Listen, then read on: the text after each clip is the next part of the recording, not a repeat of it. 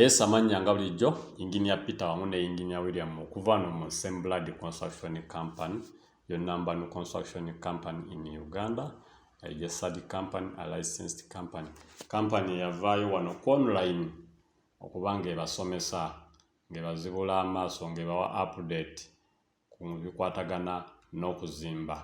Yes, programu yaffe eya Land Saving Scheme 2024 twasimbudde dda. So gwe wenna ali eyo nga wandyetaaze okubeera nga otambulamu ne Same Blood Construction Company ku nsonga z'ettaka nti omwaka egunaggweerako 2024 ojja kubeera nga ofuuse landlord ng'olina potiyo 5 ku 100 nga yakyapa. Omwaka oguwedde twali successfully ku programu yaffe eno ne ku guno tukomyewo okubeera nga tutambulira ddala wamu. So oligestalinga otya oba okumanya details ezisingawo osobola okuyita ku namba zaffe ezo.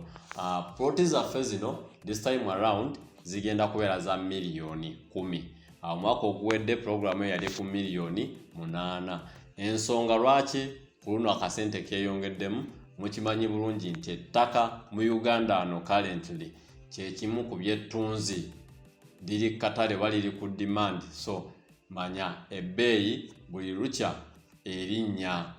So yensonga egyentera bagamba ku nsonga z'ettaka nti mmwe bankuba kyeyo mwabasingidde ddala okuleeta demand eno, wabuli afuluma Uganda kyasookebwako ddala kwe kubeera ng'akola ki, agulayo ka poloti. So buli mwaka kati oguyita ewantu wagula miliyoni 10 weesanga kati oli mu miliyoni 12, oli mu miliyoni 13, 14, naye nga oli wagulawo miliyoni 10. So ensonga z'ettaka temuzizanyiramu.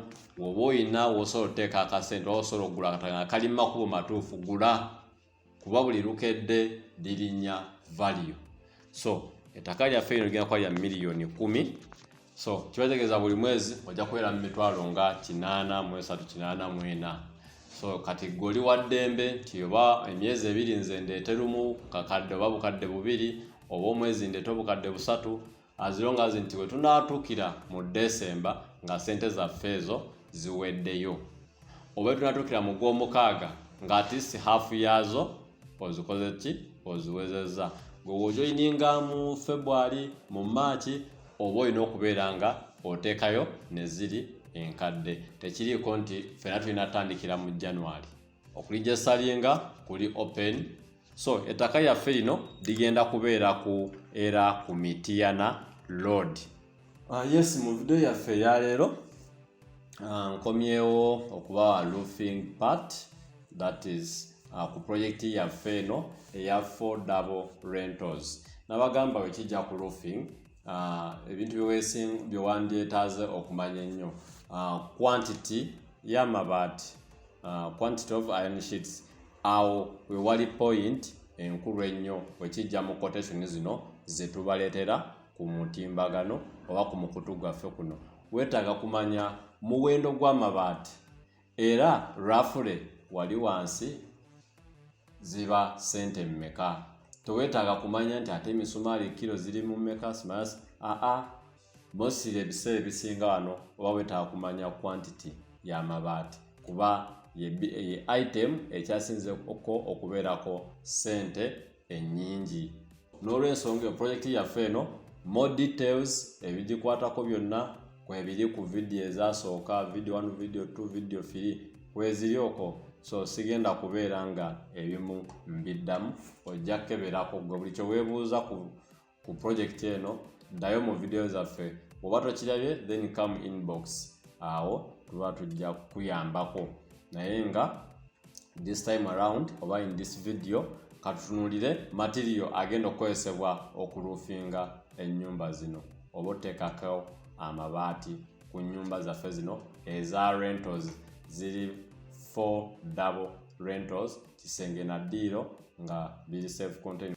So nga guli bulijjo nti tuba tukola quotation eya roofing ku buli nnyumba, tutunulira size yayo. Ennyumba zaffe zino ziri mu fuuti 65 ku fuuti 29. 65 ku fuuti 29.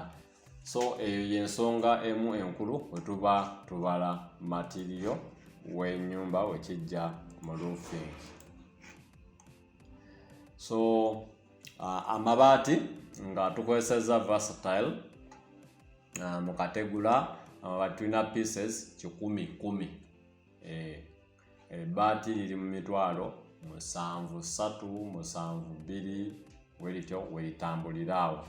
That is 73,000 range ya price y'amabaati.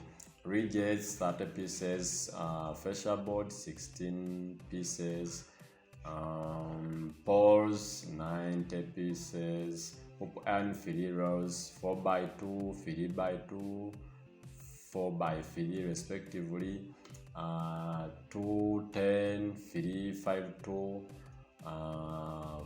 35 pieces, that is respectively ku size y'embaawo zino 4x2, 3x2, 4x3. Kyekyaano obutimba expand wire mesh 17 bundles, roofing nail 16 kg, rubber washer 8 packets, cement 16 bags, nails 50 kg, 40 kg, 50 kg, 50 kg, and 30 kg respectively to 4 inches, 3 inches, 5 inches, 6 inches, and 1.5 inches. Ezo the quantity ya misumali. Remember kuno kubeera kuliko ceiling, tukuba tuteako ne ceiling. That's why olabyemu obutimba nga bungi, that's why olabyemu cement, kuliko ne sand one trip. Kuliko ne sand one trip. So ate kuno kubanga tekuliko bya kutekako ngogo, naye tutekako engogo, ojja kulaba bijja kubeeramu wano ebirala ebyongera ntegeeza gutters, ojja kuba waliwo ebyeyongeramu. Naye nga material cost roughly tuli mu $16,500,000. That is 16.5 M, 16.5 million ze sente zetwetaaga mu material cost okulaba nti ennyumba ezo zifaanana nga wooziraba awo mu roofing. Labor always negotiable. Labor aba wakuteesa neyinginiyawo agenda okukolera, naye nga roughly ezo ze sente zetuba twetaaga mu material.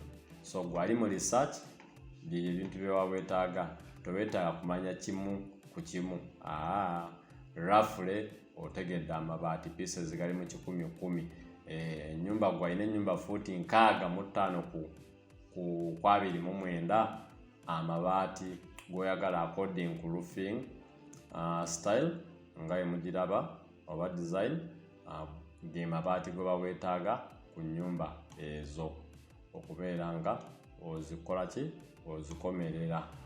So remember okwo tekuliiko byangogo, okuteekako engogo ezo ez'amazzi, oyo material taliiko, tetumutaddeeko.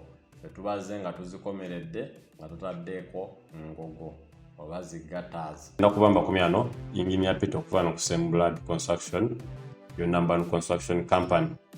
Mbagala nnyo. See you next time. Bye bye.